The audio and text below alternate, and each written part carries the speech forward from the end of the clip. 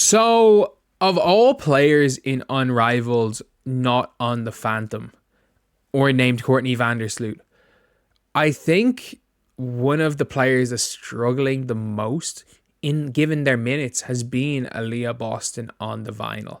And if you're a Fever fan, if you're fan of Aliyah Boston as an individual, it's never good to see a player struggle.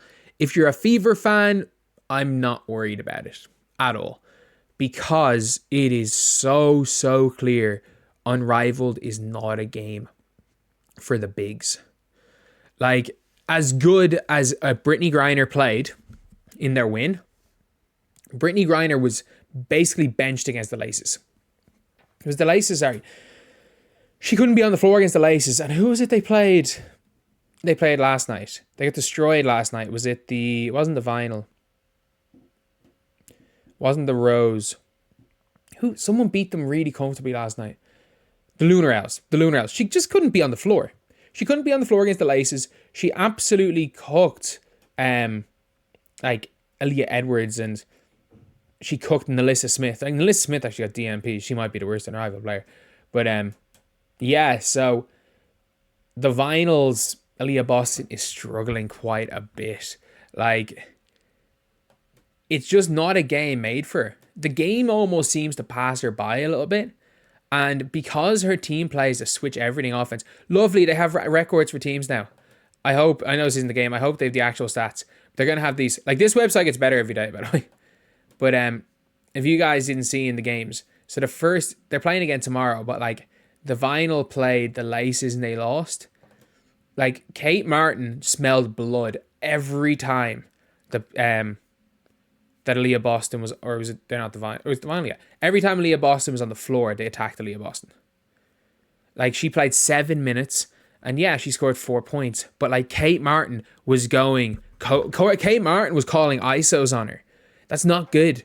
They were like forcing her into switches, and then Kate Martin was calling ISOs.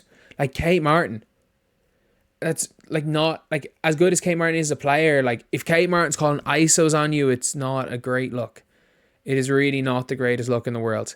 Just want to see the schedule here. So she scored 4 points that game.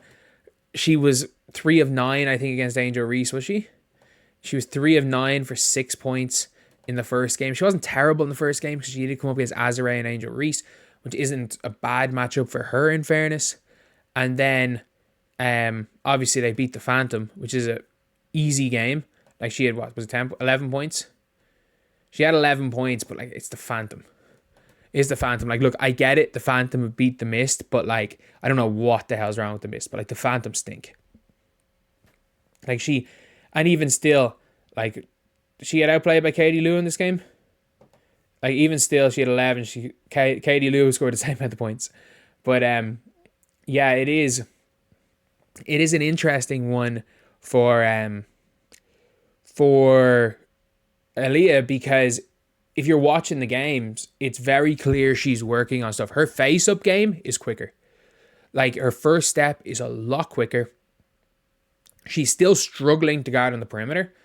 And for anyone who says Aliyah Boston is 6'5", she's not even close to being 6'5". She's short. She's the same height, if not shorter, than Angel Reese, who's 6'3". And like, I've seen her standing beside Azare, who's listed as 6'6". Azare towers over. Like, she is not 6'5", she is a slow 6'3", back to the basket center with a superhuman IQ. So like, that's the one big thing with Aliyah Boston. And you're seeing it as things are going on. Like, she's figuring out on offense certain ways to attack. She's attacking better on the face up from the elbow. And like, she hasn't shot the 3-ball. I would love to see her shooting the 3-ball a little bit, because up to, especially to start last season, she wasn't shooting the 3-ball badly to start last season. She really wasn't. And then it was just when she got that long 2 to beat the Chicago Sky and she threw it off the side of the backboard. Like, that was, that from then on, she barely shot the 3-ball. And it's like, she wasn't that bad a 3-point shooter. But it has been a struggle. I think she's really struggled defending on the perimeter. But that's not her strength. Like I saw it a few times where she's actually looking pretty decent on the inside. She's blocking shots. If she can get her defensive positioning, she's good. It's just guarding in space. Like she's not Brittany Griner bad at guarding space. Like she's not unplayable. It's not the stage yet where she is just unplayable against certain teams, but it's not that far off her being unplayable. Like you couldn't play her really against the Aces or against the Laces. It was hard. It was hard for her to play in that game unless Steph Dolson was on the floor, and then still Steph Dolson was getting her on the pops. Dolson looked as mobile, which is a bit of a interesting one. But Dolson, in fairness, probably more mobile than she's looked, and Dolson has a lot of 3-on-3 experience. But for Aaliyah, this is her out of her comfort zone. And look, that is how you get better as a player. You don't get better as a player staying in your comfort zone. You really don't. And that's the real important thing, is that you gotta be uncomfortable to excel in any sport. And that's what's happening with Aliyah Boston. So look, I really do hope that at some stage over the next 4 weeks, I think 7 weeks? I think it's like 7 game weeks. We're in game week 2. I hope at some stage within the next 4 weeks, you get a video here being like, Aliyah Boston has figured it out, or I was wrong about Aliyah Boston. And I think Aliyah Boston is smart enough that she will figure it out. But at this point in time, she's been one of the 5 worst players in Unrivaled, in my opinion. And like there are players that you don't expect anything of, like when Alyssa Smith has been playing, or when Courtney Vandersloot played. Like Alyssa Smith got a freaking DNP in Unrivaled while healthy. She's the only player to have done that.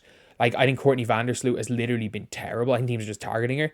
I think that Aliyah Boston, the level I would put her on is, I would say through 3 games, I'd say she's been a little bit, just a smidge, worse than an Angel Reese. But I do think it's close between the two of them. I think if you're looking at the bigs, I think Azare's been better than her. I think Diarra has been much better than her on the same team. I think Brittany Griner, as much as Brittany Griner is unplayable, she can also be unplayably good on the other end, whereas Aaliyah hasn't been that on the offensive end. And I just think most of the wings have done pretty well outside of, I thought Dejanay's actually really struggled, to be honest. I thought this was going to be a great league for Dejanay. And outside of the one game, Rakia, I think, has struggled. But like she's probably been in, of the 30, she's been one of the weaker players. And I do hope that, you know what, she figures it out. I hope that this is just a little bit of a slump and, you know, her A game is not going to work here. Maybe she can figure out a new B and C game. And if she does that, dear Lord, if the Fever and Flexi Hook keeps playing like she is, and Katie Luke keeps playing like she is, coming off the bench for the Fever, and they pick up a big free agent, Fever could be the damn championship favourites. But like Aliyah Boston needs to figure out her A game's not working. She needs to figure out a new B game. She needs to figure out a new B game, and then maybe if her B game's not working, figure out a C game. And if she can figure that out, once she gets back to the W, she's going to continue killing it like she did last year. So anyway, I'll see you guys.